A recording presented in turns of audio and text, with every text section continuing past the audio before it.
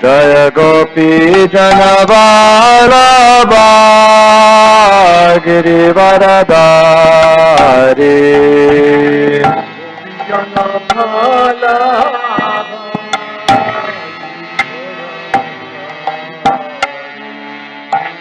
Yashodanandana Brada Janaranjana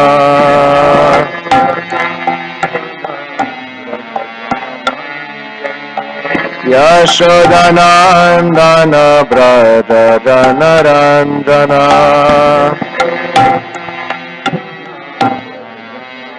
Yamuna Tira Vanachari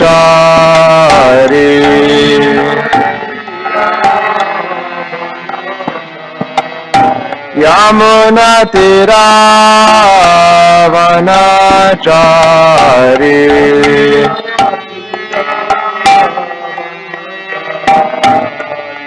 Jaya Radha Madhava Kunja Bihari Radha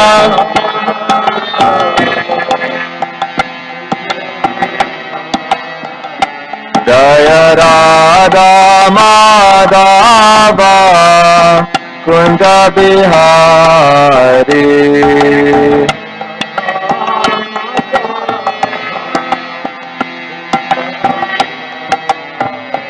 Hare Krishna, Krishna Krishna, Hare Hare, Hare Rama, Rama Rama, Hare Hare.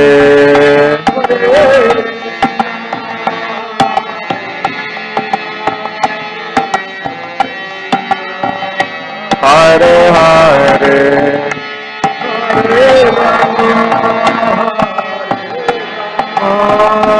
Rama Rama Hare Krishna Krishna Krishna Hare Hare Hare Rama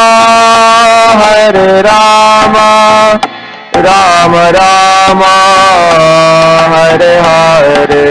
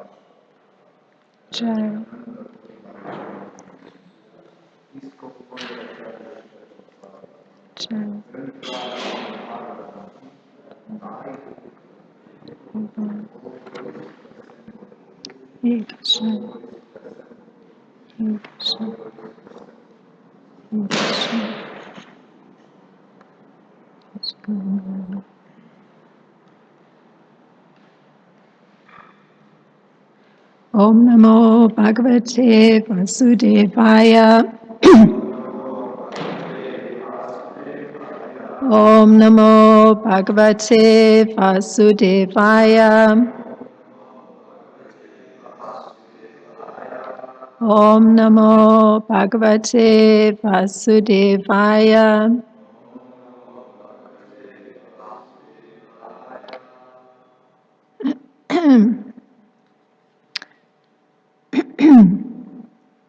So today we're continuing the chapter entitled The Manus, Administrators of the Universe.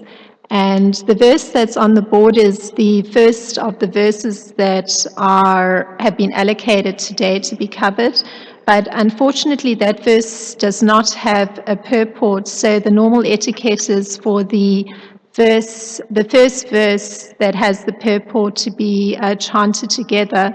So I'll read the verse that's on the board, and the verse that we'll chant together is text 32. The verses that I'll be going through today are text 30 through 33, which brings us to the end of this chapter, the Manus, the administrators of the universe.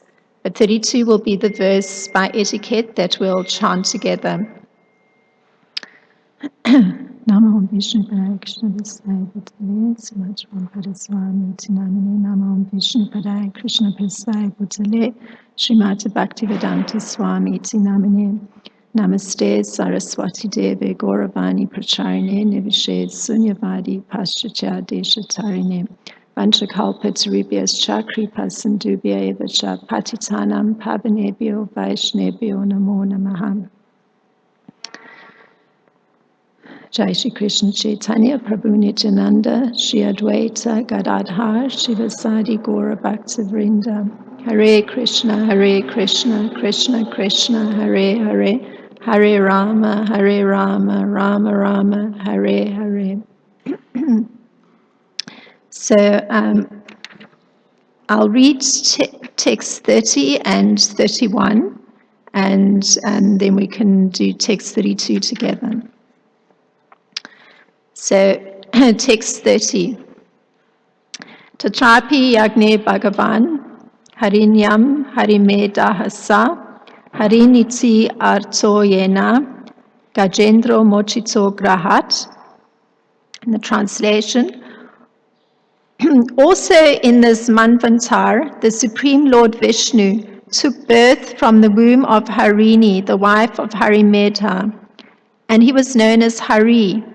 Hari saved his devotee Gajendra, the king of the elephants, from the mouth of a crocodile.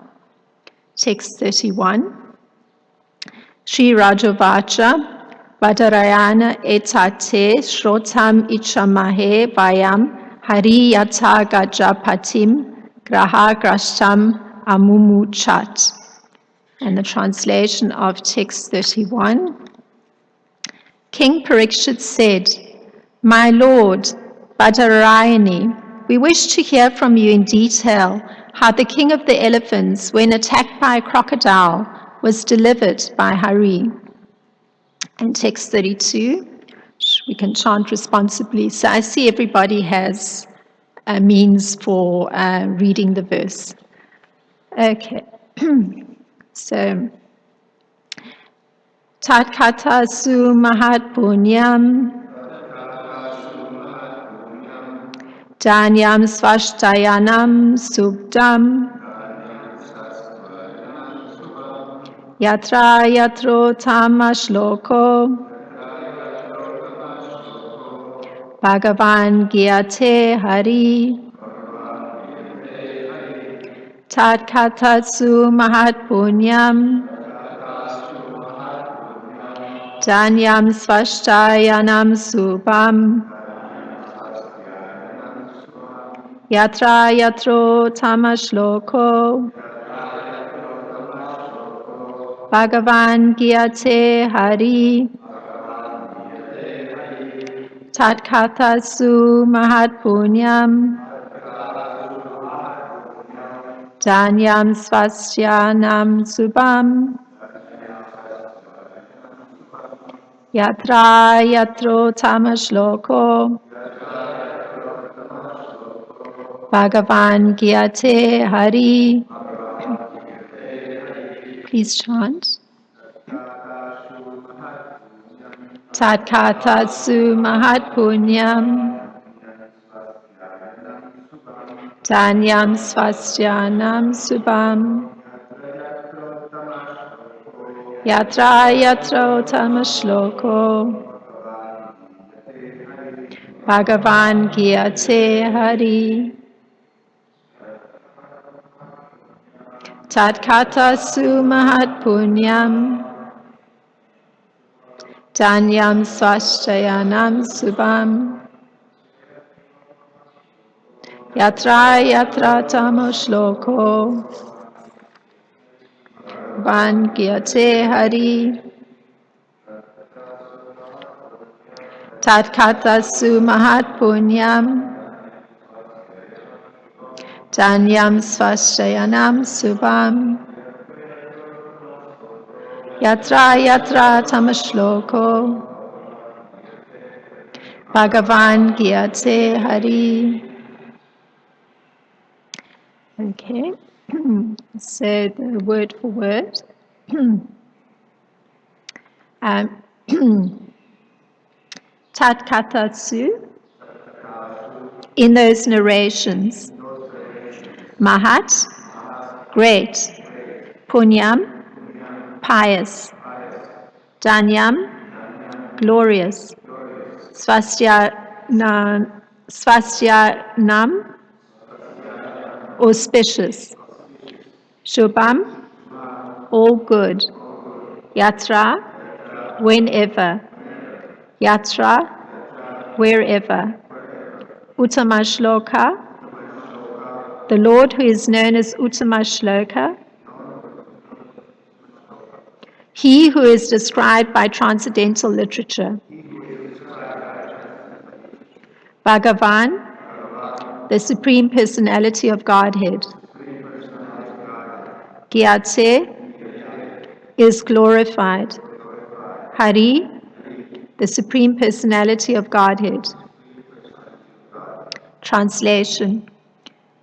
Any literature or narration in which the Supreme Personality of Godhead, Uttama Shloka, is described and glorified is certainly great, pure, glorious, auspicious, and all good. Purport by Srila Prabhupada.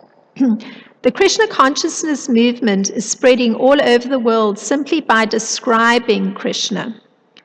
We have published many books, including Sri Chaitanya Charitamrita in 17 volumes, 400 pages each, as well as Bhagavad Gita and the Nectar of Devotion. We are also publishing Srimad Bhagavatam in 60 volumes. Wherever a speaker holds discourses from these books and an audience hears them, this will create a good and auspicious situation. Therefore, the preaching of Krishna consciousness must be done very carefully by the members of the Krishna consciousness movement, especially the sannyasis. This will create an auspicious atmosphere. And then I'll read text 33. Sri Sutta Uvacha, Parikshit Saivam Satu Badarayani, Prayopavishtena Kata Sukodita, Uvacha Vipra Pratinandya Partivam, Muda Muninam Sadasi Sma Srinvatam. So the translation, Sri Sutta Goswami said, O Brahmanas, when Parikshit Maharaj, who was awaiting impending death, thus requested Sukadev Goswami to speak, Sukadev Goswami, encouraged by the king's words, offered respect to the king and spoke with great pleasure in the assembly of sages who desired to hear him. Thus end the Bhaktivedanta purports of the 8th canto, 1st chapter of the Srimad Bhagavatam, entitled The Manus, Administrators of the Universe.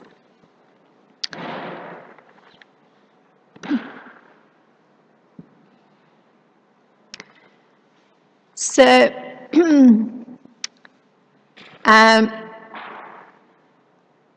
I'm going to focus on text 32 because that's the text with the purport. So here we find King Parikshit. He's making a generalization, and that generalization is that any literature or a narration in which the Supreme Personality of Godhead is described and glorified, and these are his words, is great, glorious, auspicious, and all good. So, just subsequent to this, there's mention that Srila Sutta Goswami, he's telling us that these words by King Parikshit were encouragement for Sukadev Goswami to speak. So much so that he offered his obeisances to King Parikshit. And bearing in mind that the king was awaiting impending death, and Sukadev Goswami, after offering those respects, he proceeded to speak with great pleasure in the assembly of the sages, who actually also were desiring to hear him speak. So we're getting a hint of what Srila Prabhupada mentions in the purport of an auspicious situation being created. There's a desire on the part of the sages to hear him speak. Sukadev Goswami is feeling great encouragement by the wonderful words that have come from Parikshit Maharaj. So now, Srila Prabhupada in the purport, he's listing, it's like an itinerary. He lists that literature or those narrations in which the Supreme Personality of Godhead is being described. And his list is, I guess, fairly condensed considering all the books that he's written. But the main ones, so he lists the 17 volumes of Sri Chaitanya Charitamrita, the Bhagavad Gita, the Nectar of Devotion, and the 60 volumes of Srimad Bhagavatam. So,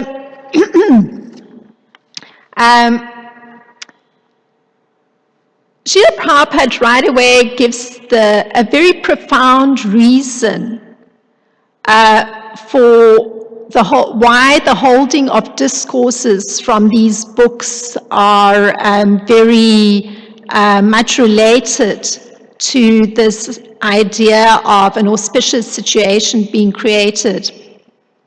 So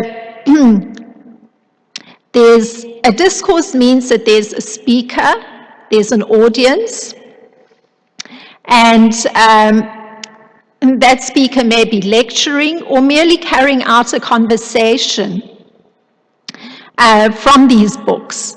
So now, the creation of an auspicious situation begins with Sukadev Goswami, and early on in the Srimad Bhagavatam, we know that Srila Sutta Goswami offers his obeisances to Sukadev Goswami because that's his spiritual master.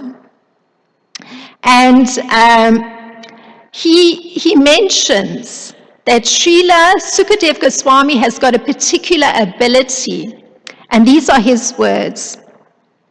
He has the ability, his speaking has the ability, and the words are, to enter the hearts of all.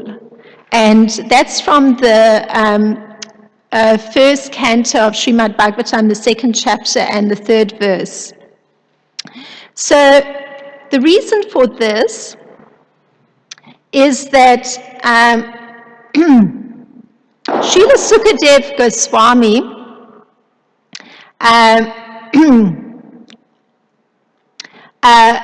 and this is also according to Srila Sutta Goswami, so you learn a great deal about a personality when another great personality is talking about him, and it's very interesting, the disciple is talking about his spiritual master. So Srila Sutta Goswami says of Srila Sukadev Goswami that he holds great compassion for gross materialists who are struggling to cross over the darkest region of material existence. So, and he says further of Srila Sukadev Goswami that he's a thoroughly realized spiritual master. So he's thoroughly realized on the Vedanta Sutra, which were compiled by Srila Vyasadeva, and Srila Vyasadeva is both the spiritual master and the father of Srila Sukadev Goswami. And Srila Sutta Goswami says of his spiritual master Sukadev Goswami that he also subsequently fully realized the commentary on the Vedanta Sutra, which is the Srimad Bhagavatam. So this is the setting, so to speak, for the auspicious situation that Srila Prabhupada's describing, the understanding of the position of Srila Sukadeva Goswami, and as kindly explained and also being glorified by Srila Sutta Goswami. So now the creation of an auspicious atmosphere has to do with the speaker's view of the spiritual master. So it can be him, her. The speaker's view of the spiritual master is the beginning part of creating an auspicious situation. So this leads to the question of, what's that proper view? So we got some hint of it or not hint, but a nice picture of that view just by hearing what Srila Sutta Goswami says of Sukadeva Goswami. But here's Narada Muni encapsulating what's the proper view that the speaker would hold of her spiritual master. So I'll read the Sanskrit. This comes from the 7th canto, the 15th chapter, and the 26th verse from the Srimad Bhagavatam. And we've covered this in our classes together, but it's a very nice encapsulation of the proper mood or the proper view that the speaker needs to hold of her spiritual master.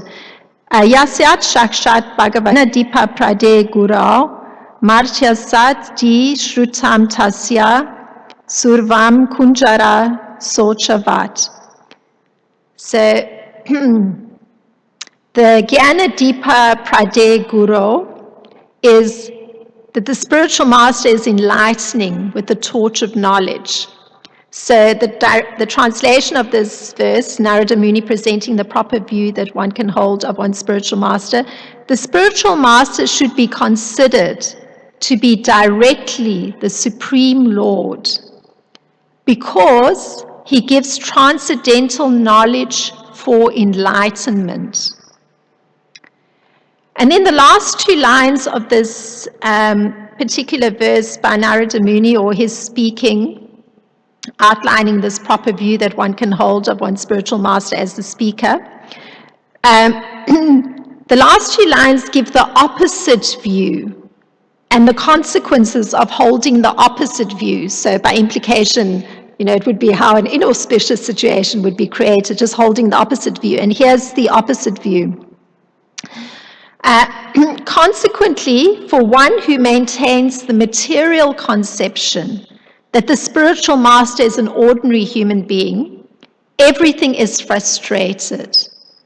His enlightenment and his Vedic studies and knowledge are like the bathing of an elephant. So this implies that the cleansing effect that comes from the words of the spiritual master, just like Srila Sutta Goswami referred to Srila Sukadeva Goswami's words as being able to enter the heart. By holding the incorrect view, the view that one's spiritual master is an ordinary human being, it doesn't allow for the cleansing effect on the heart that come from the words of the spiritual master. So the creation of the auspicious atmosphere in a lecture or an ongoing conversation between a speaker and some audience, be that audience one or many, is due to the speaker honoring the spiritual master as having a status equal with the Supreme Personality of Godhead. So it's a very high regard that one has to have. So, Srila Prabhupada puts it sort of nicely. I found these words struck me. It becomes the duty of the speaker or the disciple to accept the spiritual master, and these are Srila Prabhupada's words, as superhuman man. And anyway, I think the words struck me because There's a little visual that I got in Gita Nagari when we were visiting. A family had come, all the children, we were walking to our class, and a mother was holding a very young child. And so she was explaining that the family had just moved, wanting to live in a rural Hare Krishna community. They'd just been living in Mayapur. And then the little boy got down from the mother's arms, and I laughed because there's this teeny little child with a little blue cape billowing out behind him as he's running. So, you know, there's somebody emulating being a Superman. So the spiritual master is the superhuman man that doesn't need the cape, but has that wonderful ability that the words that are coming from the mouth can enter the heart. So now, this particular terminology or defining the status of the spiritual master, just to reference it, was in a personal letter that Srila Prabhupada wrote to two of his disciples, Brahmananda and Gargamuni, in 1970. So,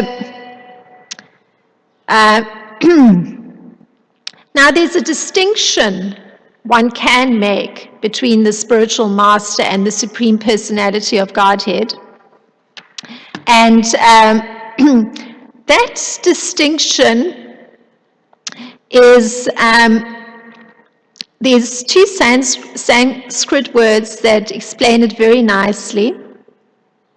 The spiritual master is Sevaka Bhagavan, which means he's the servitor personality of Godhead. So still his position is serving the Supreme Personality of Godhead. So from the disciples' view, he has equal status with the Supreme Personality of Godhead, but his role remains as servitor to the Supreme Personality of Godhead.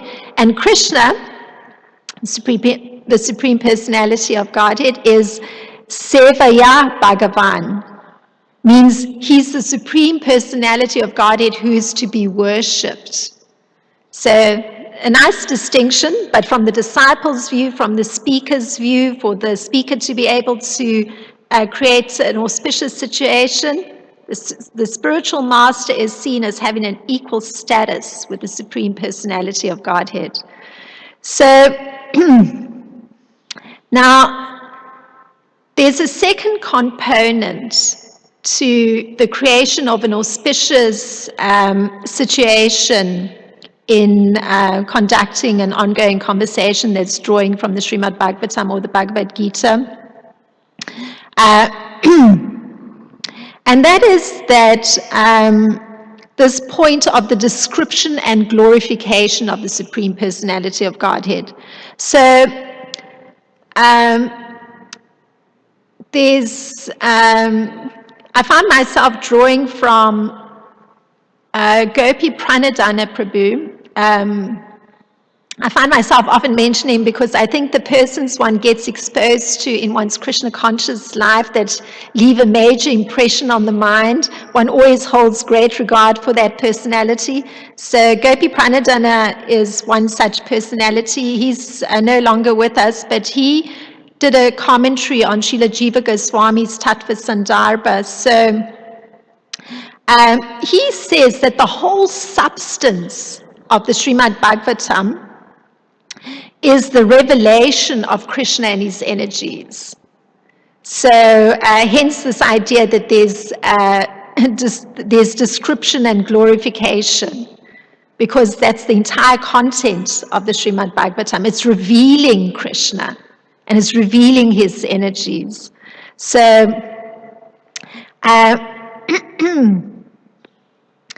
so this is something of how we find that the description of Krishna creates an auspicious situation. And that auspicious situation, through the description or the glorification of Krishna,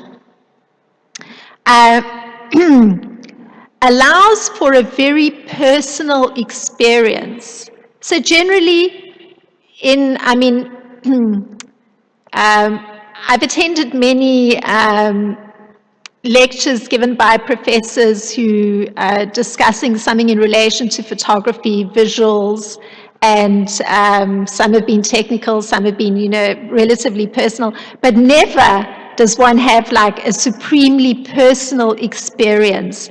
And this is very interesting because just by hearing the descriptions or the glorifications of Krishna as he's revealing himself through the Bhagavatam creates a personal experience. So to look at this a little bit. So Srila Sutta Goswami, he describes that this Bhagavat Purana, the Srimad Bhagavatam, is as brilliant as the sun. So this beautiful simile that's used. And it arose just after the departure of Lord Krishna to his own abode. So the beginning of Kali Yuga. So it meant that Krishna departed, and with him departed all knowledge and religion. So it's the beginning of Kali Yuga. So Srila Sutta Goswami goes on to say that persons who have lost their vision due to the dense darkness of ignorance in this age of Kali, because remember there's dense darkness, Krishna's left with all religion and all knowledge. So there's dense darkness that's existing in this age. And Srila Sutta Goswami goes on to say that persons who've lost their vision due to the dense darkness of ignorance in this age of Kali shall get light from this Purana. So, and here's the particular text. I'll read it in Sanskrit because it's so significant to our discussion. This is from the first canto and the 3rd chapter and the 43rd verse, describing the particular power of the Srimad Bhagavatam to break down this dense darkness that's present in the heart. So, Krishna sva dhammopagate dharma jnanadibi saha kalau nasta dirsham esha purnarko dunoditaha. So, this Purana, this Srimad Bhagavatam, gives light as the direct representation of Krishna. So the person is not present, has departed, the Supreme Personality of Godhead has departed to his abode, but here is the representation of Lord Krishna present in the Bhagavatam. So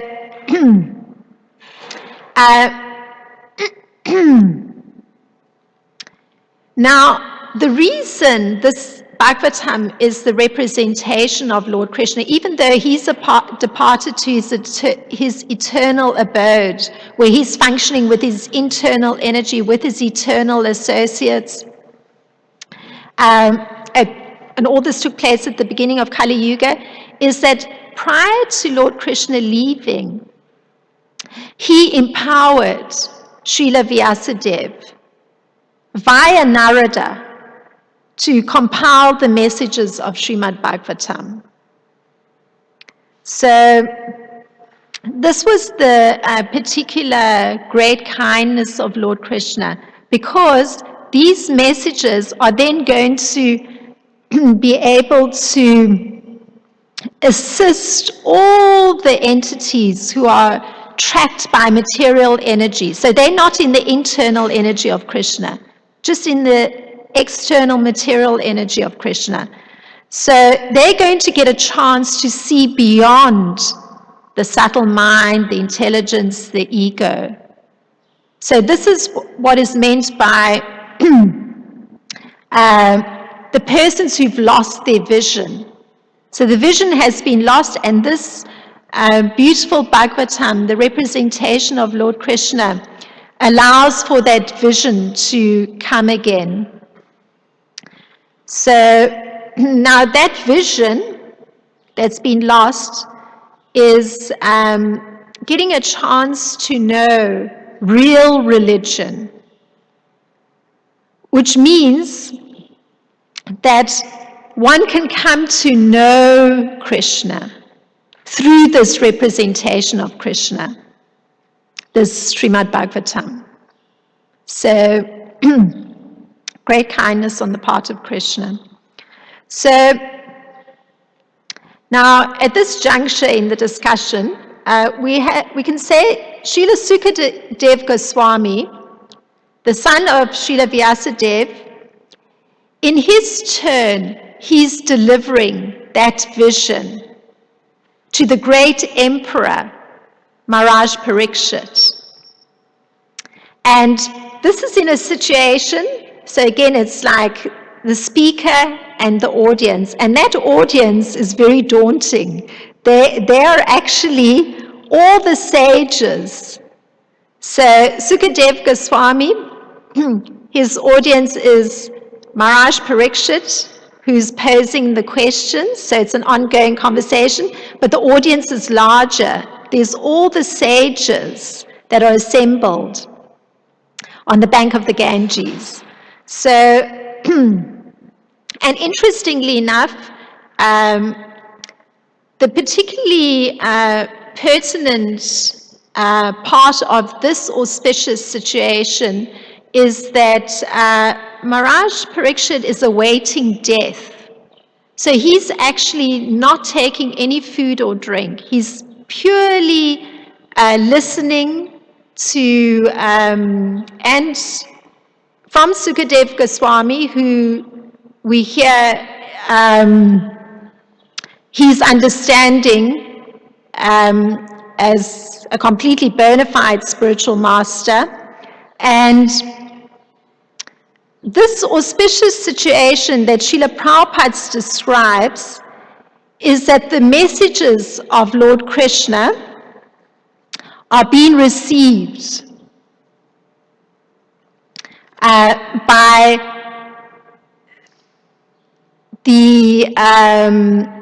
Srila Sukadev Goswami, who is representing the messages of Lord Krishna. So,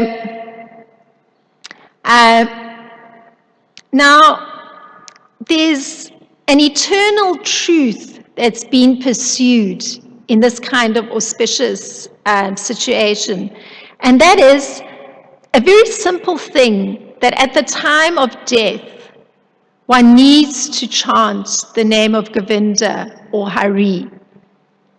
So, in this particular situation, that's precisely what's being done. The messages of the Srimad Bhagavatam are being given by Srila Sukadev Goswami, and Maharaj Parikshit, the emperor of the world, he's actually hearing those messages, and he's engaging in a conversation with Srila Sukadev Goswami. So both the speaker and the receiver of the message of Srimad Bhagavatam are being delivered by the same medium. So finally, to echo Srila Sukadev Goswami's statement in this particular verse that we're focusing on today, where he's saying that any narration in which the Supreme Personality of Godhead, Uttama Shloka, is described and glorified is certainly great, pure, glorious, auspicious, and all good.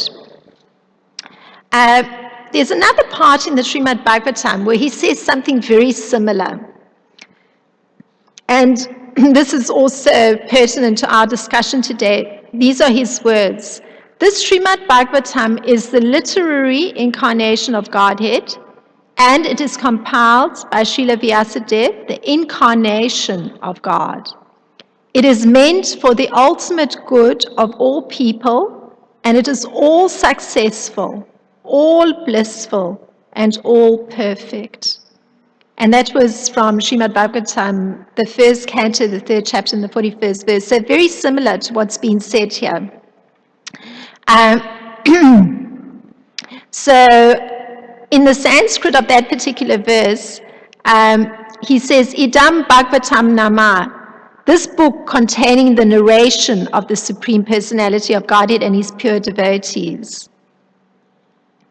And he calls it a supplement to the Vedas, the Piranam Brahma Amitam, and it's the incarnation of Lord Krishna, Uttama Shloka Charitam. So, means the personality of Godhead and his activities are compiled in this book. So, it is for all these reasons that the Srimad Bhagavatam can create that auspicious situation. And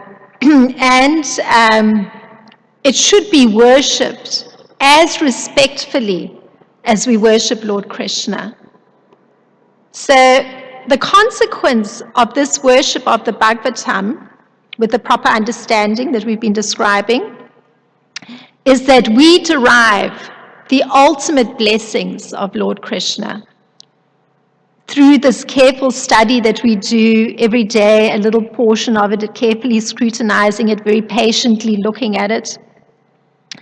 And so the Bhagavatam is carrying all the transcendental blessings of Lord Krishna that we can expect from his personal contact, provided one adheres to the two important components mentioned that allow for this auspicious situation to be created. And in particular, understanding the Bhagavatam through the self-realized spiritual master. So those are some simple thoughts on this verse that we looked at today that had the purport. So if there's any thoughts to expand the discussion, please go ahead. Krishna. Hare Krishna. So you were saying that the one spiritual master is on the same level as the Supreme Personality of Godhead. My question is, if you look at your own spiritual master on that same level, what would be the correct view of someone else's spiritual master, or a spiritual master who is not your own formal Diksha Guru? So the question is, if one understands that the spiritual master is on that very elevated level, equivalent to the Supreme Personality of Godhead, then how does one view spiritual masters that one doesn't see as one's own spiritual master? So, the position of the spiritual master remains identical by virtue of the status of the spiritual master, irrespective of whether one is personally receiving the messages of the Bhagavatam from a particular spiritual master. So the particular spiritual master has the ability for his messages to enter one's heart, and very powerfully so, because one has that relationship with him where one has a very personal connection. It's a more intimate kind of connection.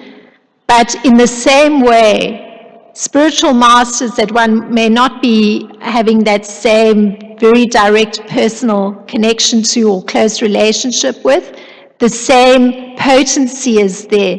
Other spiritual masters have the ability also to deliver messages that can enter one's heart and, revive that vision of Lord Krishna. So the regard that one has for one's own spiritual master has to be extended to every other spiritual master because of their same status and their same ability to be able to deliver those messages of the Supreme Personality of Godhead that are dissipating that ignorance that's present. So, the same regard. But one has a special relationship with one's own spiritual master. One has a very intimate connection with one's own spiritual master, and one's own spiritual master personally knows one's mind and has the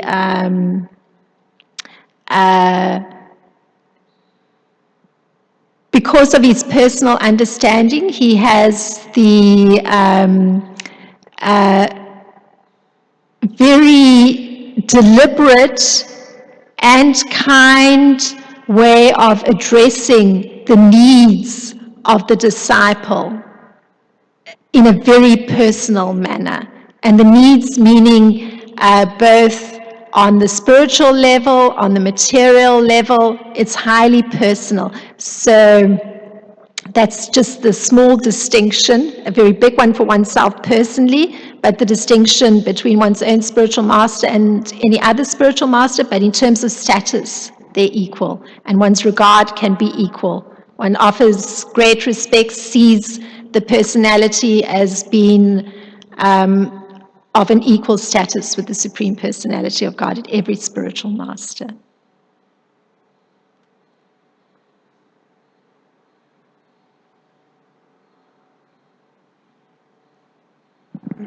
Hare Krishna. Hare Krishna. Thank you, Mataji.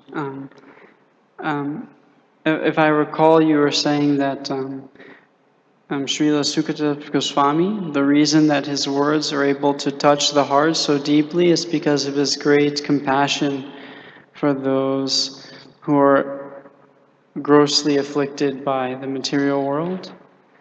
And I couldn't recall exactly what you said, so could you say it again? And also, could you explain or help me understand, is it possible for us to emulate this, or is what's true for him can be true for all servants of the Lord? Okay. So the reference was made here to the statement made by Srila Sutta Goswami of his spiritual master Sukadeva Goswami. And the statement he made was that Srila Sukadeva Goswami has the ability by his words to enter the hearts of all, meaning every single person. And mention was made that also by Srila Sutta Goswami, talking of his spiritual master Sukadeva Goswami, that he has great compassion for all the materialists who are struggling to get out of the dense darkness of ignorance that's present in the Kali Yuga. So your question was whether all persons could come to have this view of their spiritual master being compassionate, or whether all persons could come to have the compassion of the spiritual master. I wasn't quite clear which of the two. Can everyone come to this point of compassion? Okay. All right.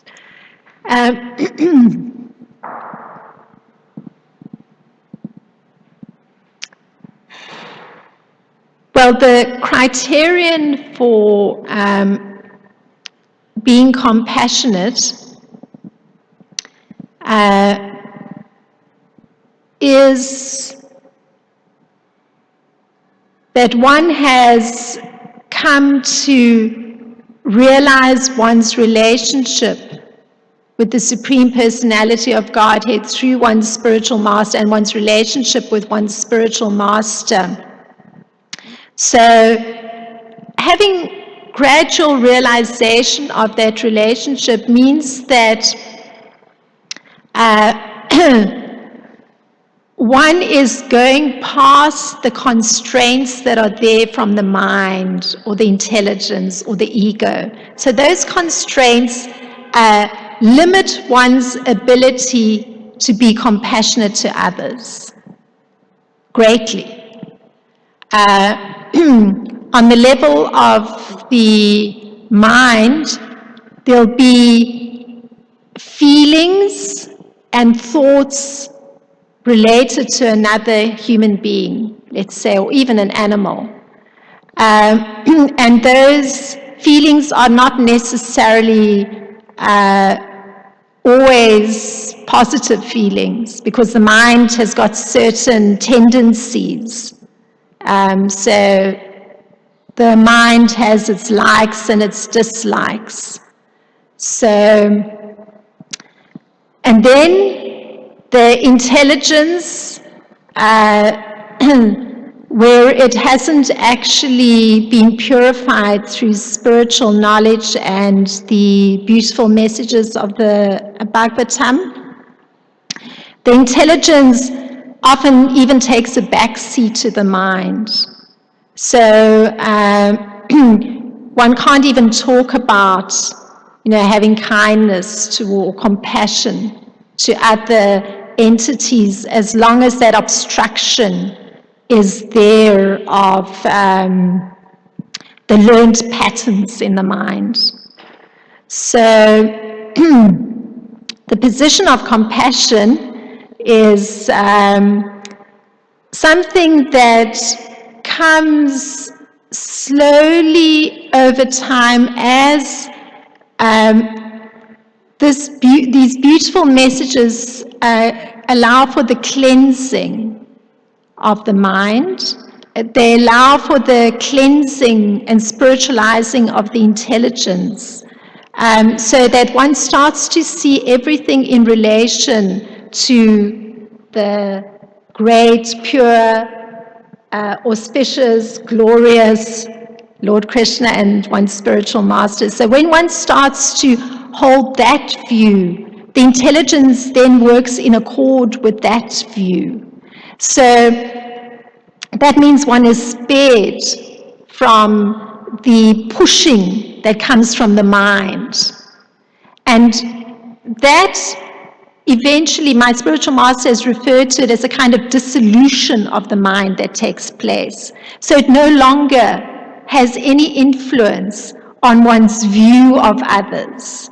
So the compassion starts to manifest where one sees things in proper perspective, that other entities also have that relationship with the great, pure, glorious, auspicious, and all good Lord Krishna. So when one is holding that view, then it's just very natural that one can actually see some of the suffering of those who are at the mercy of the mind and the tendencies of the mind. So only as one is by the mercy of the spiritual master, the mercy of the Bhagavatam, getting a chance to move that obstruction of the mind out of the way, does it come that understanding of other entities' sufferings related to the mind. So oneself starts to become freed from those entangled patterns, those patterns that keep one bound up, that one can't escape from. Only with that, those, it's described as like ropes that get loosened up. Only then can the compassion come, because one understands, somebody else is completely bound up and suffering so dismally. They're completely at the mercy of the mind.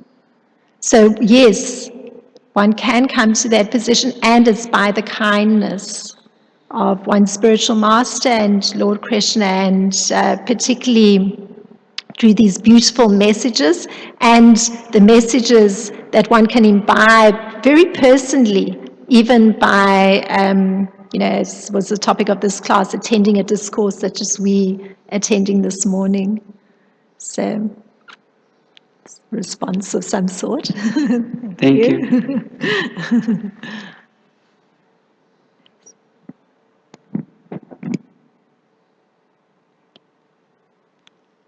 Thank you very much. Srila Prabhupada Ki Jai.